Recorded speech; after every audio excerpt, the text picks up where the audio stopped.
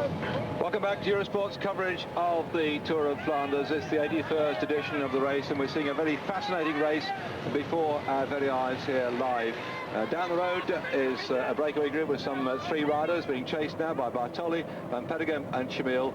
And the man wearing the rainbow jersey as world champion, Museo, has had problems. He had a problem to run, had his back wheel run into by Boscodin. They got their bikes all tied up. He's chasing now to get back into this group at the moment, and they're trying to reform whilst our 3 leaders are down the road here. And here he's still trying to get back. Well, information coming to us over race radio, in fact, that Johan Museo is 20 seconds off the back of that group. But the thing is, the cars are spread all over the place here, and he's going to have a very hard time getting back on because the chase is on at the front. We've got 2 groups of 3 riders trying to steal the race. This is the leading group of 3. The Italian rider who came across there, we can see, in fact, is doing a great job. He went straight to the front. Franco Ballerini in the light blue jersey for Mapei. Now he's working with this group, Rolf Sorensen. Behind, we've got a chasing group of 3, and then the main field, led by Claudio Chiappucci, trying to bring it all back together. So Sorensen is really in a great position at the moment, while Museo, who was looking very comfortable indeed, is now well out of the race. Somehow I don't think, because he's got Boscodin who fetched him down as company, there's going to be much love lost between those 2 trying to come back to the main field, because Boscodin is going to lose nothing by just sort of swanning along, whereas Museo is going to be out of the shout for a place on the podium. These 3 looking good at the moment, but really Ballerini certainly is strong enough, I think, to ride with Sorensen. But the odd man here is the Skriniar rider, isn't he, to be in this little group. He just went across like he was waiting for the chance to go, and he's done it. Well, Davide Caserato is a very young rider, 25 years of age, and I don't think he's had a victory this year, looking back through my records. In fact, the Skriniar team has ridden well. They've been a very competitive team, but he himself has not been one of the top winners on that team. Ballerini now, I think, is going to be liberated, and very soon he'll get information from his team car to explain to him just exactly what has been going out on the race route at the moment. He will know, in fact, that Museo is a long way behind. He'll know that Museo is having a very difficult time trying to get back into the race, but now the race has completely changed, with Mapei putting a different rider into the lead. Well, Caserato was 3rd actually in the Grand Prix of Wallonie when Konishev got the victory up on the Namur climb when he went away from Madouas, and Caserato went off on his own, closed that gap down. So the man has got a certain amount of form right now, and again he left it late in the Grand Prix of Wallonie, and I think you got a 3rd there once, didn't you, some time ago? I think that was a long time ago, David. You must have looked back into the records. I think they were dusty. I think there was a lot of dust on those. Peter Van Petegem, though, is the man who could still finish in the top 10 of most of these classics. A very good rider. He was the Belgian national champion back in 1991, the amateur champion, before turning professional. He's had a lot of help from Ferdy van den Houten, who used to be a top team manager with PDM and also with Panasonic. He knows this area very well. He's starting to get into the area from where he comes from, so he knows just exactly what these little climbs are like, and he may well have just, in fact, caught them at the right time here, because I think he's just on the tails of this leading group of 3. Now, just a quick word about TVM, and you, Paul, been involved with many teams, both as a rider and in your time with the Motorola team on the PR side.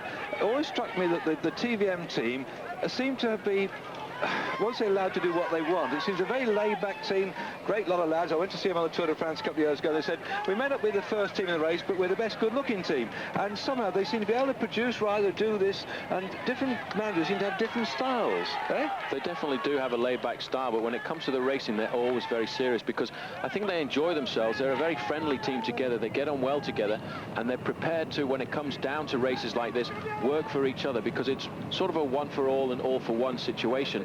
And Peter Van Petegem has been one of those riders, giving a lot to the other men in the squad. And I think today he's seen his chance. He's come along very well over the last couple of years. He's had 2 wins this year so far, riding very well indeed. He's picked the right moment here. He knows that very soon these riders will be heading down to the bottom of the Muur de Grammont, or the Muur van Herasbergen, as they say in Flemish.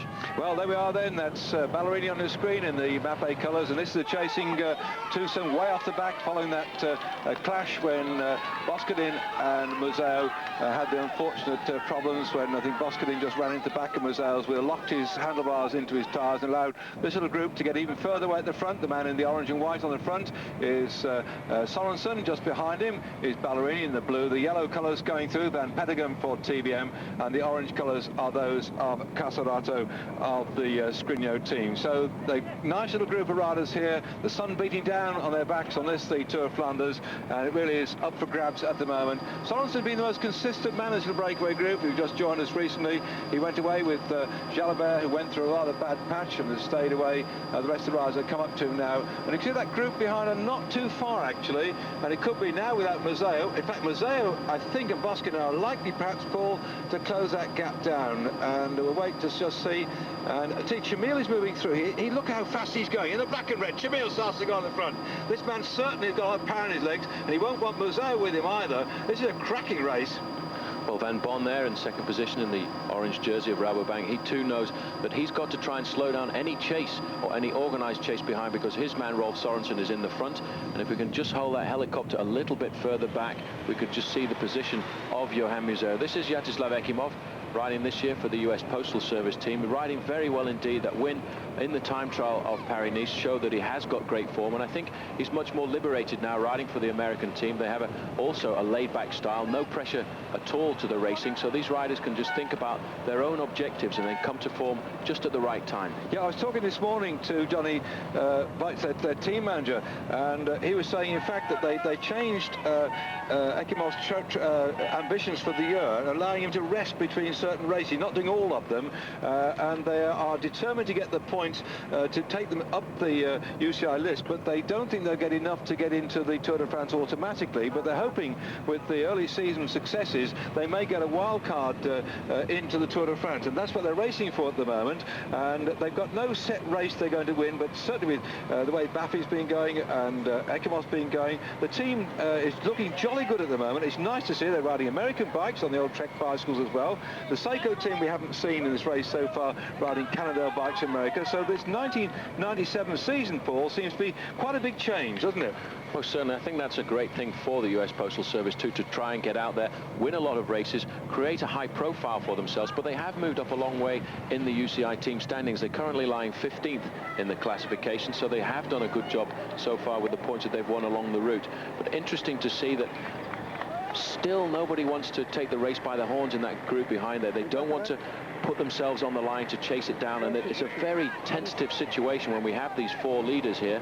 In fact, Sorensen deciding now to put the pressure on at the front. Van Petegem jumped across there very well indeed, and they're now on the road, which is actually heading down towards Gerardsbergen, and they'll come to the bottom of the Muur, and that is when, if anybody has a weakness, you're going to crack, because that climb really is tough. I tell the real keen cyclists out there that when these men are racing up this climb, they're nowadays looking at a gear of 38 with a 25-tooth sprocket at the back, so it gives you an idea of just how steep it is over those cobblestones. My eyes are just watering thinking about it. But keen cyclists, I know a lot of people have come over from Great Britain and the coaches to watch the racing here. It's a great event to go backwards and forward, and some of them make their way across on their own or in cars with friends to see what's going on. I met up with Roger Stokes last night, ex-Wolverhampton Wheelers, now riding with the LW Paragon, and said hello to all his friends back in Great Britain, and he reminded me, actually rode with me in cyclocross way back in the old days, the Gannet and such races as that. But it's nice to see the Brits out alongside the road. We had an early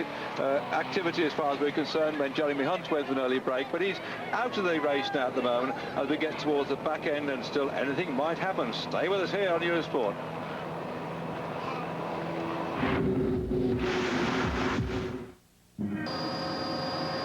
The four men in the lead at the moment: Ballerini, Sorensen, Casalato and Van Petegem, heading in towards the final big climbs of the day. That Kapelmuur, the Bosberg climb, and then in towards the finish.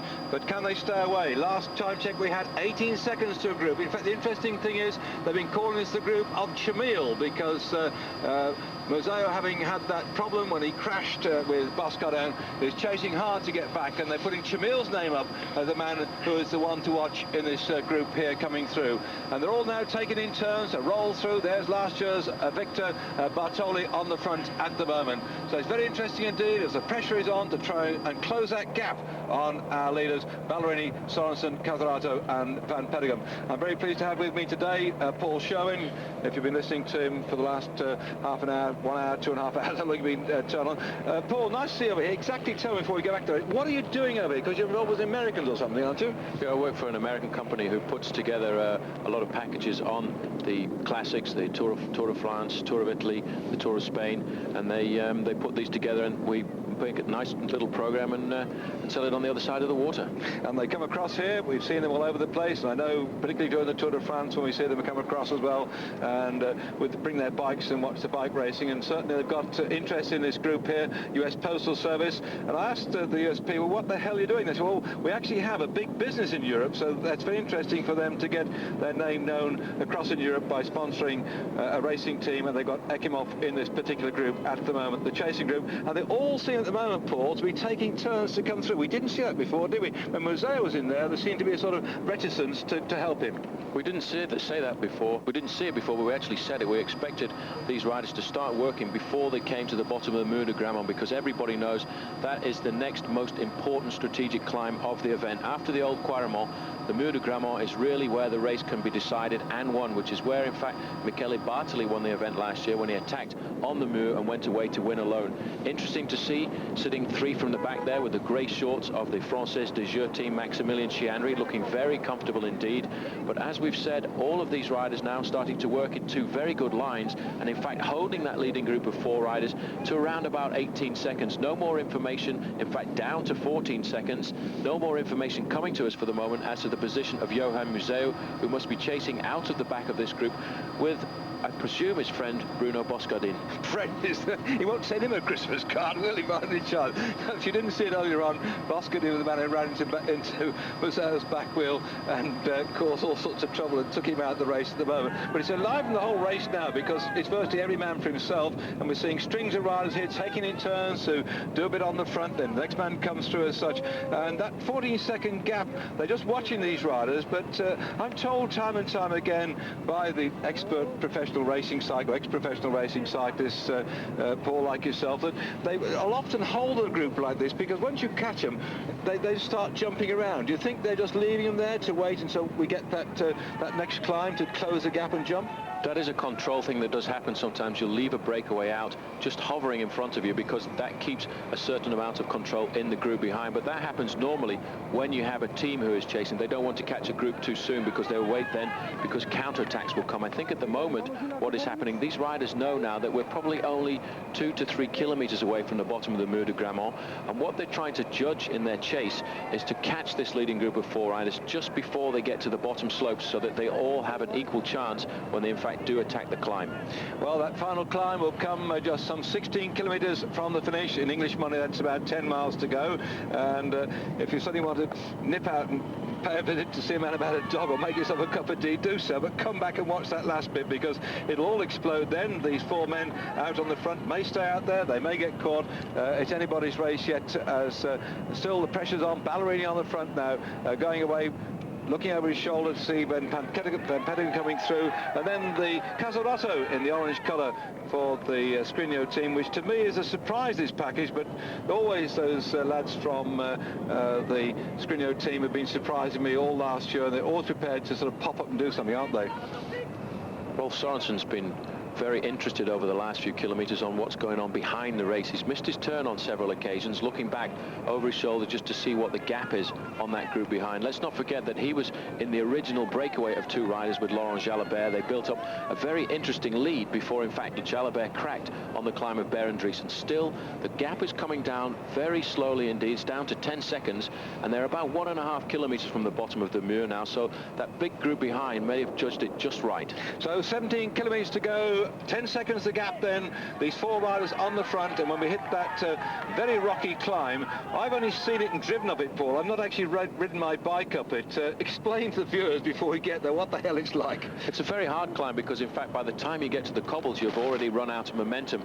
Just along here in a short while they're going to turn right. It's a very flat approach into the center of the town of Gerardsberg, and then you take a sharp 90-degree left-hander and you start climbing straight away. You have to change from a big gear right the way down into a very small gear. You climb up the tarmac to begin with, Then you turn right, and that's when the hell really starts. That's when you hit the cobblestones, and that's when, if you're strong, you can put the hammer down and ride away from anybody, because you've got to use every last little bit of energy to get up a climb like the Muur. But as we talk, the gap is still coming down. Now it's down to 8 seconds. They can almost feel the breath of that group behind them.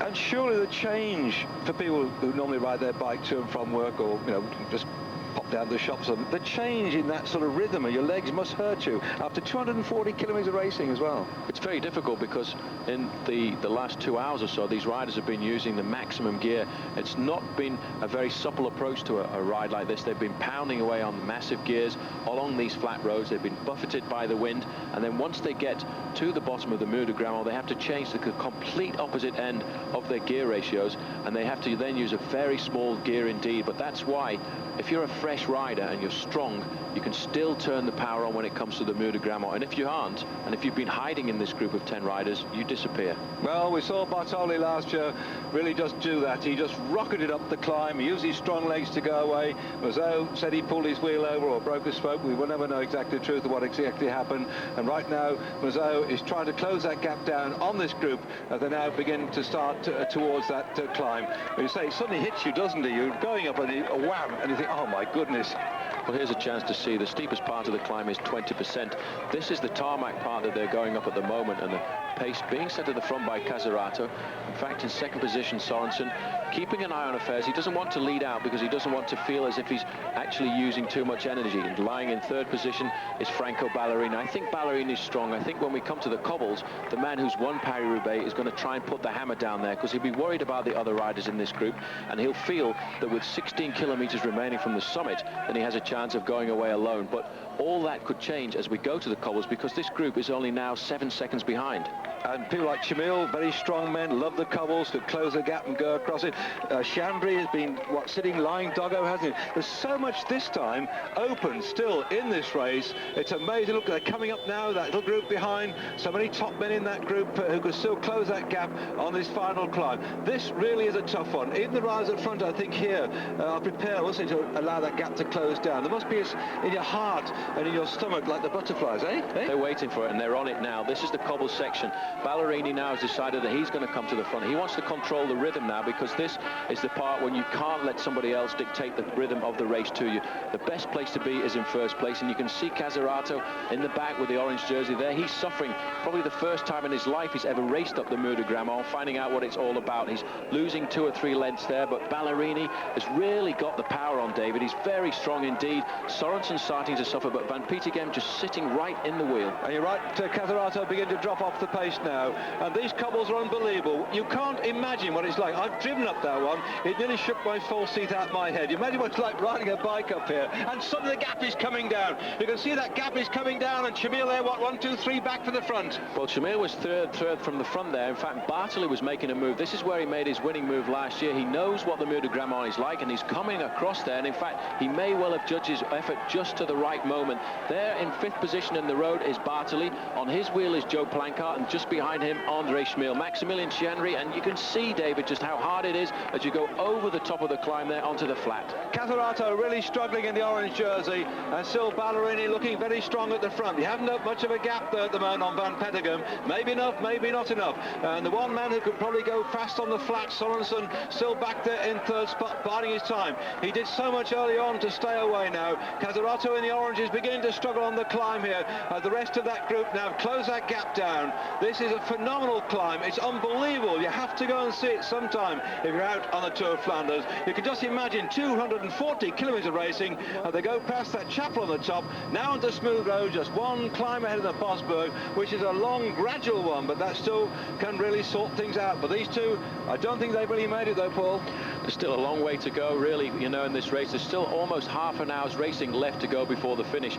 Ballerini has done what he wanted to. I think he got rid of, in fact, Rolf Sorensen on that climb just by the pressure. But you can just see now Johan Museeuw a long way down. I make that more than 30 seconds. This man, he wanted to come here. He was looking for a third victory. He wanted to do his World Champions jersey proud in Belgium. He's doing that today because he's a courageous man. He's riding out there, but I do think he's very sorry that he isn't in that group who are attacking the Muur de Grammont. So this is what you see live on Eurosport. The agonies then of bike racing. People train, they ride to the winter, they get themselves fit, they come and take part in great classic races, they set their ambitions, and suddenly a crash, a puncture, puts you out of contention. And then up in front, somebody has a chance to make a name for himself. And these two riders here, well, Ballerini, ex-winner of the Paris-Roubaix, he's made a name for himself. Van Petegem, a new man on the block now. These two working away, an Italian and a Belgian, but still a lot of riders behind in contention. And Chandri has done nothing so far, eh? Well, he's been sitting there watching the moves, waiting for everybody else to do a little bit of the work. A sensible move by Max, because he realizes if it does come down to a bunch sprint at the end, and it very well could do because there's only seconds separating these leading riders, he's the man with probably the smartest pair of legs when it comes to sprinting up the finish line here in Meerbeek.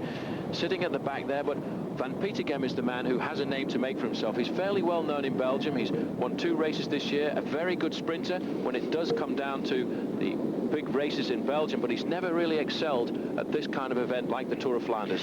So Van Petegem then just up there at the front, trying to stay away from that group. It looks like he's coming back together. Bosco is ahead. The Bosberg lies ahead then of these riders, the two men that tried to get away, Ballerini and Van Petegem, on that last but one climb. Now going to be reabsorbed by the men they were with earlier on, Sorensen and Casarato, and also coming up here, Bartoli, last year's victor as well. We've been spotting in the midst of that chasing group French Chandri, who's been sitting at the back of the group. I'm not quite sure whether he's lying doggo, whether he's struggling, or whether he's waiting for the sprint. But this race now heading in toward the Bosberg. When we get there, still there were just have some 13 kilometres to go toward the finish. It's still down to any one of, must be what, 12, 10 riders? All of these riders are still very close together, but you see now this group of 5 starting to form, and they will, I think, start working together very well. Sorensen recovered very well over the top of that climb there. He waited to see who was with him and used Michele Bartoli to drag himself back into the race. A clever rider, a canny rider. He's been at the head of affairs for an awful long time now, but Van Petegem is the man who realizes this is his great chance to take the big victory of the Tour of Flanders back to the Flemish. So Sorensen used his head to get back. He's now watching the rest of these riders here. Maybe doesn't have the sprinter, something like Van Petegem. What goes on in these chaps' minds then, going in toward the finish like this at the moment, Paul? Because they've all got different attributes, haven't they, hey?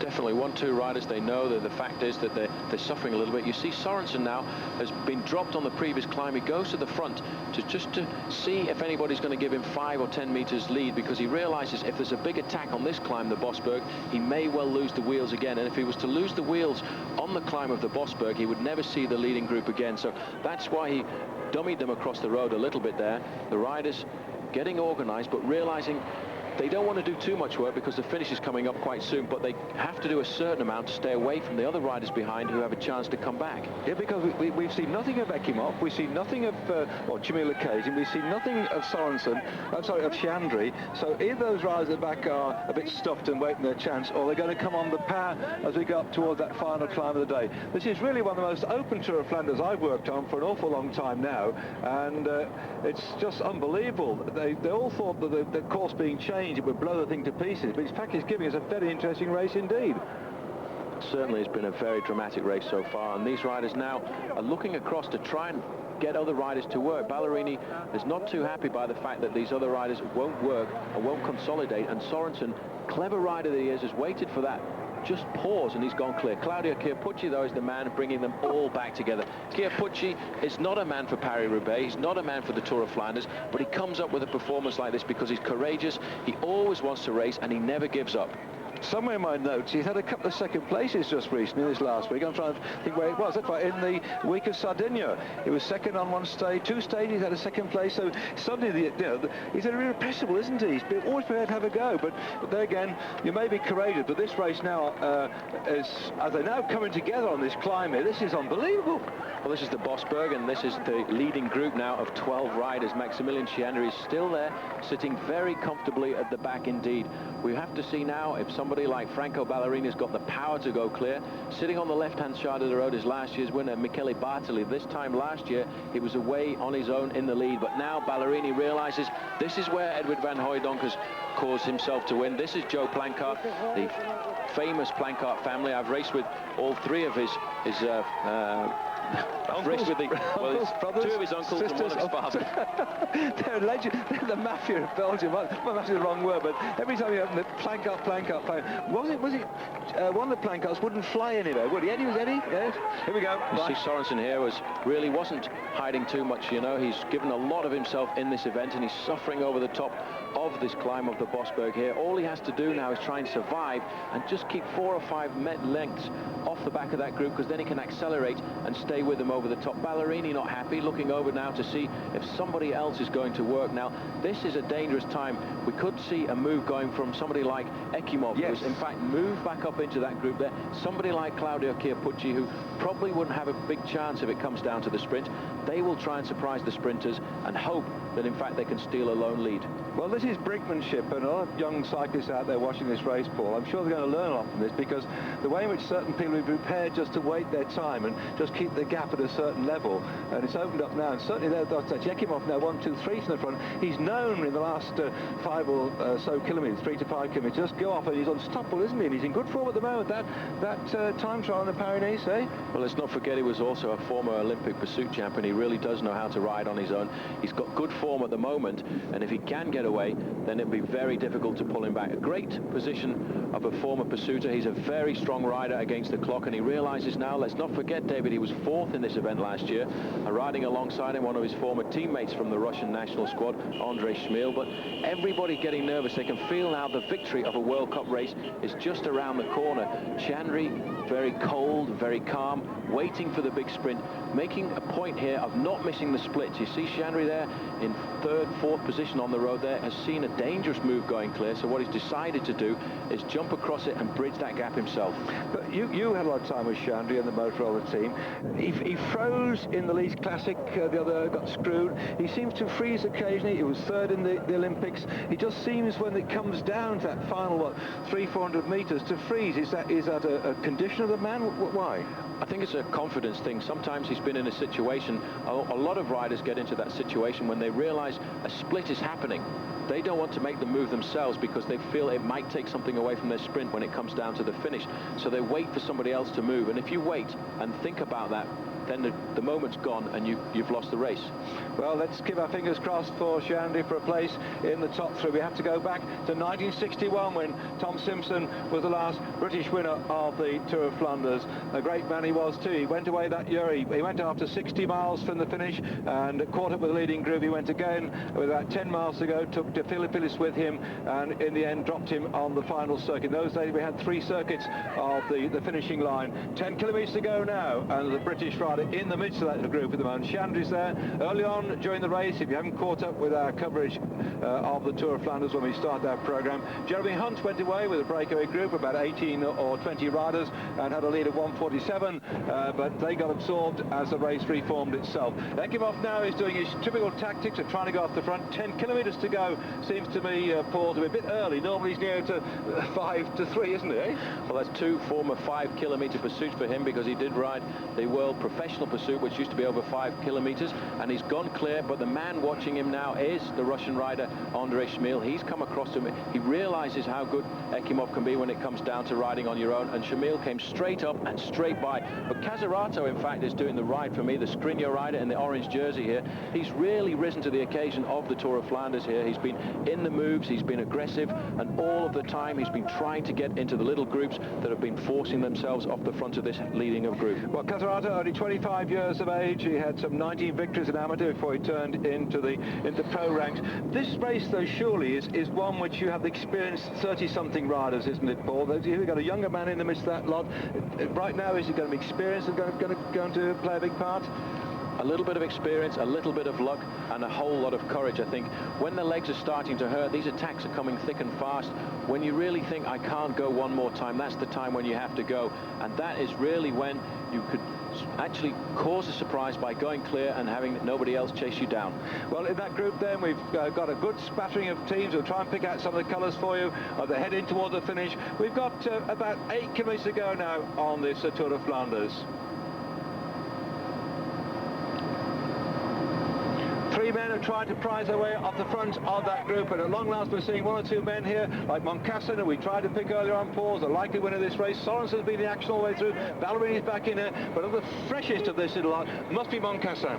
Well, we haven't seen a lot of Moncassin for the last 10 or 20 kilometres. He was in that group with his teammate Hem Vogels, doing a very good job indeed. A lot of people tipped him, including yourself, before the start of this event. And if this group of three riders does stay clear, well, then I'd have to put Moncassin down as the winner. But the race is not over yet. There's still 8 kilometres left to race, and a lot of things could happen. Chandri now there, moving up into third or fourth position, starting to feel twitchy because he can see the victory just a little bit round the corner there. He can see, in fact, it's slipping away from him.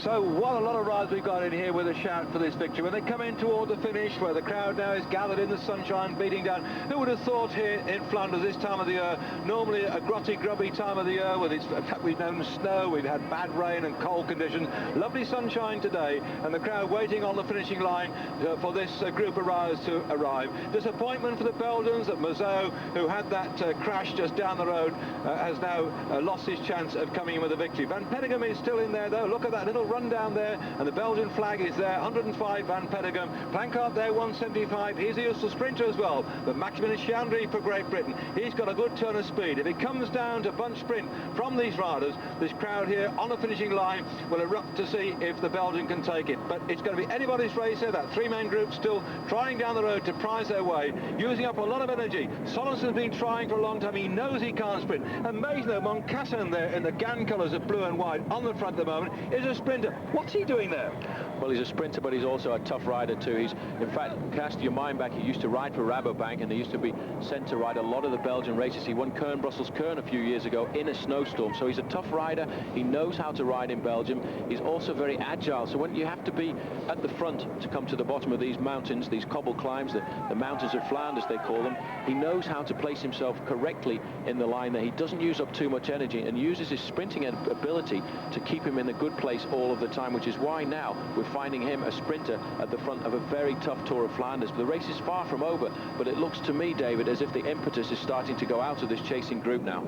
Well, when they come in towards the finish, they turn sharp right, and it's a bit of an uphill sprint, maybe about 300-400 metres on a long gradual drag. It isn't one of your flat things that would suit an out-and-out true sprinter. It's going to be for the hard men who can stay away. This little group, you're quite right, Paul, at the moment, recognise they've got to do something about pulling that one back. They're a disparate group, they're all from different teams, but I suppose again nobody wants to burn himself out because they have to sprint while they got left in their legs. Kipucci, no sprinter, must try and do something. Chamil, no sprinter, must try and do something. There must be some of the riders that we have to pull this back, surely.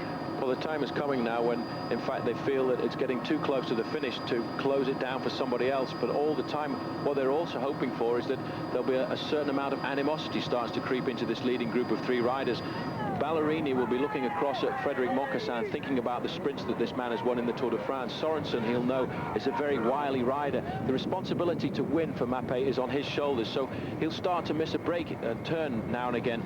They may well slow down their impetus a little bit, and that's all that the group behind can hope for. That's Ballerini in the blue and white. That's Moncassin in the white jersey for GAN. That on the front there, the orange and white just peel off, as I talked about him, with Sorensen. Pick your favourites now if they can stay away from these three. Certainly of the sprinters then, Moncassin probably has the edge if they can stay out there now. 17 seconds is the gap. It's grown from 9 as we get in towards the back end of this, the 81st Tour of Flanders. 240 kilometres today. The sun's been blazing down on them. A new course, twisting and turning, which has destroyed many people's ambitions, including that of Mazot, who had the misfortune to clash with Boscadan and has been chasing ever since, and he's not made this pack at the moment. So the reigning world champion and the World Cup winner from last year is not in with a shout. Another man we've not seen anything of this race so far is Zabel, hot-tipped to be in with a shout at the end of it all. He's not in there either. So quite a big change coming up perhaps on the overall World Cup, and what an interesting year we've got, because after this race we're going to give you on Eurosport the Gent-Wevelgem this coming Wednesday. Then next Sunday we're on air live with the Paris-Roubaix. 4 hours of action. My co-commentator then will be Sean Yates. I'm happy to have Paul Sherwin with me now. And then we go on to the next of the big classics, Flèche-Wallonne on Wednesday week, and finish off with Liège-Bastogne-Liège, and then the Amstel Gold. Cracking bike racing live on Eurosport. At the moment, this is anybody's race. sit tight and watch it, and if these three stay away, my money's going on Moncassin. What do you say, Paul? Well, I think I would have to be, if I was a betting man, put money on Moncassin as well. But when it comes down to a three-man sprint and the two other guys know that you're a very good sprinter, you can make mistakes. Moncassin is a strong man. He knows how to win the sprint here, but winning a bunch sprint is a different approach to winning a group sprint from just three riders. And now he's started to get twitchy. He realizes he's the fastest man, but a little move like this, when a gap opens by Franco Ballerini on a slight rise to the finish, could in fact steal the show away from Moncassin. These riders now, you can see Ballerini realizes he could feel the presence of Sorensen on his wheel there, so he sits up and forces him to come to the front. Moncassin now in second position. He's just trying to control it.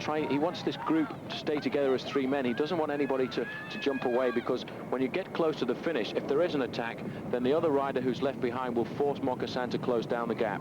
What about Moncassin, though, in sprinting? He's been known for not having lead-outs in his team. He's had to do his own thing. So perhaps, I mean, if this was, I don't know, something who was a sprinter always get led out in that little group, he'd probably feel a bit exposed. But Moncassin's had to learn his own sprinting, hasn't he? Most certainly. He does know how to handle himself, and when it comes down to the final wind up to the line, I'm sure a man like the big Italian Franco Ballerini, he'll start to wind it up from a long way, because he's not a good sprinter. You remember how he was beaten just on the line in that sprint by Gilbert Duclos-Lassalle in one Paris-Roubaix. He will be thinking about that. That really stung him to be beaten there. He thought he was the strongest man, but what he'll try and do is use his power, because he doesn't have pure speed, and that could be exactly what is going to play into the hands of Moncassin. The gap now out to 28 seconds. I think we're going to see the Tour of Flanders go to one of these men. So then, as far as the Belgians are concerned, they're not going to get a victory from a Belgian, because we've got in there Ballerini from Italy, there on the top of your screen, Moncassin from France, Sorensen from Denmark, and the Danes, what a small country it is, just what, 5.5 million people, got last year's Tour de France victor in Bjorn Ries. Now they got Sorensen, a man who's worn the yellow jersey in the Tour de France when also he crashed out and broke his collarbone and lost it. Well, the Danes producing yet again another top bike rider. We'll just wait for this, David, because you see there Ballerini dropped off the back a little bit as we go into the banner with 3 kilometers remaining. He dropped off the back, and I thought he was teeing himself up to try and launch a lone attack there. He was just taking time to see what the strengths and the weaknesses were of the other riders in this group. And I think he's going to try something when we get into the final few kilometers. He knows this course very well. He knows that when we come in to the town of Meerbeek, he has to take a right turn. He's got that banner that will show him 1 kilometer remains, and then at the end of that straight he turns right, and it's a very tough climb up to the finish here. It doesn't look like it, but if you try walking up it, I'm sure you'll end up getting out of breath. Well, I understand you've got to nip off with 2 kilometers to go, Paul, and do some work out there. Don't get carried away sitting here on Eurosport. You've got other things to do. Thank you for your support so far and your assistance, and I'm sure the people back at home will say thank you much indeed. We enjoyed having you on the programme. It changed from talking to you on the telephone over the years. Have you sat beside me? We worked together in the past, and right now we're going to watch a very interesting finish. So, well, we'll keep our fingers crossed. Would you like to just make one prediction before you go? And that, if I'm not going to, because you was a kiss of death. Now, I'm pretty sure Moncassin's got a great chance of winning this, but I would think at this stage of the game, the only prediction I would like to make is, in fact, Sean Yates is going to be commentating with you next week. Thank you for joining me. If Paul Shaw's listening to that too as well, he'll say thank you likewise. And thanks for that, Paul. Look forward to working with you again. I'm sure the people back at home will appreciate what Paul Chauvin's been saying here as we get into all those final 2 kilometers now, with the chips are down between these 3 riders. If Sorensen gets it, then that's going to be the first Danish rider ever, according to my notes here, to win the Tour of Flanders since 1913. The French rider on the front at the moment, Moncassin, well, Jackie Durand won in 1992 after that enormously long lone breakaway when he went with Wegmuller, then dropped Wegmuller coming in towards the finish, and Van Hooydonk, Eddie Bosberg himself, finished in 3rd spot. We have to go back as far as the French are concerned to 1956 when Forestier took the victory then. As far as the Italians are concerned with Ballerini, well, they got it last year with Bartoli, and in 1994 Bugno got it. In fact, the Italians were first to break the stranglehold of the Belgians when Magny won the race in 1949, 1950 and 1951. So we're now getting to the point where they're going to turn right, and suddenly Ballerini starts to go away. He realises he can't allow Moncassin to sit sit on his wheel. Can he open up a gap? They're going to turn sharp right here. They then go along the main road before they get to the final right turn. There's no more than about, 500, 600 metres to the next right turn, and then they'll be up the finishing straight into where this massive crowd is waiting to see if the Danish rider Sorensen on the left can get it. And these two now are a bit worried about Sorensen. He's been away. He started the activity when he went away with Jalabert, who got a dose of the bonk and got really blasted out. But Sorensen showing enormous recovery here to go away inside the final 2Ks, and now these two want to chase it down. Ballerini knows if he takes Moncassin up, that Moncassin can get the sprint. Is Ballerini prepared to sacrifice the chance of victory now to stop Moncassin getting it? And so Sorensen, who really is a man I think that deserves this victory. In fact, they all deserve it. It's been a tremendous victory, tremendous ride. If we have 1, 2 and 3 across the line together, no, we can't do it. Somebody has to win. It could be Sorensen. He's taken the bull by the horns. He's now going away up the finishing straight, the long drag up here, and Ballerini has done the right thing. He shut the door on the sprint specialist Moncassin. We're now going to get the first ever Danish victory in the Tour of Flanders. I know a lot of people in Denmark listen to Eurosport, listen to the English version. To all my good friends out there, okay, open up whatever it is you celebrate with, because we're going to get the first ever Danish victory, according to my notes, in the Tour of Flanders, as Sorensen rides into a well-deserved victory. His team manager Terderu this morning said to me, "What's Sorensen?" And my goodness, I wish I'd gone to the bookies, because he was right. Sorensen took the victory. Moncassin was second, and in third spot, Ballerini, 42.59 kilometers per hour. 6 hours of racing, as the rest of the riders coming in here now. Chamil then coming up into 4th place, and Cadarato taking on to 5th, and Claudio Capucci into 6th, then Bartoli, last year's victor, to 7th. They come across the line now, but the rest of the field will be coming in drips and drabs later on. But the crowd here waiting at the finish line will be looking down the road to see where is Johan Mazzeo, who had the misfortune to have that problem when he clashed with Boscaran, put him out of contention. That's bike racing for you. Imagine all those hours of bike riding, and suddenly things happen. But look at the celebrations on your screen. Here we get Sorensen coming in to take the victory. He's already now being classed to the bosom of one of his team helpers in the finishing straight, and everybody applauding what has turned out to be a superb performance by this Danish rider, one of the most experienced men in the peloton. And now he's taken the first victory, according to my notes, for Denmark ever in the Tour of Flanders since 1913.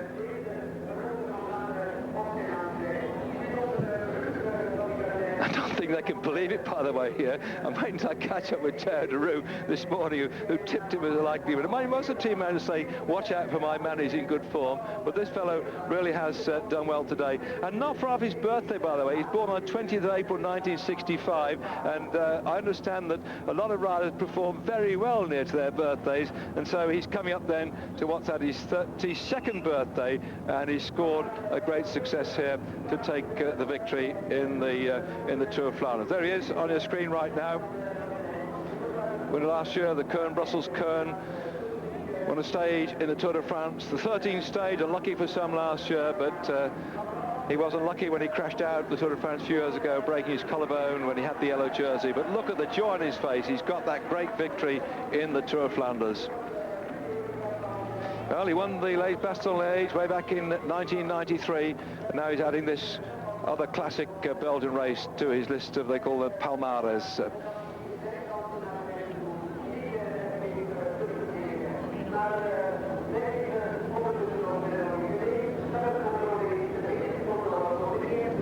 I hope with me you savoured that moment of glory on his face, and now this is the bit when all the press descend upon you for a quote after you've ridden what has been a very tactical race, I think. And certainly there's no need, it says here, a finished photo. Well, we saw when Gianni Bugno passed Mazzeo in 1994, we need the photo finish camera there. There was no more than about 5 or 6 inches between the two of them, but there's no doubt about who's the victor today. Sorensen clearly winning the race. A look back at the final kilometre when Sorensen charged off on the left-hand side, and for a moment Ballerini decided he wouldn't chase that one down because Moncassin of the three was undoubtedly the best sprinter, and that allowed him to go away. Ballerini knew he hadn't got it in his legs to catch the man, so Sorensen rode out victor in this Tour of Flanders, with Moncassin out sprinting Ballerini in for the second and third spot. What a finish. Great success for the Dane, Ralph Sorensen.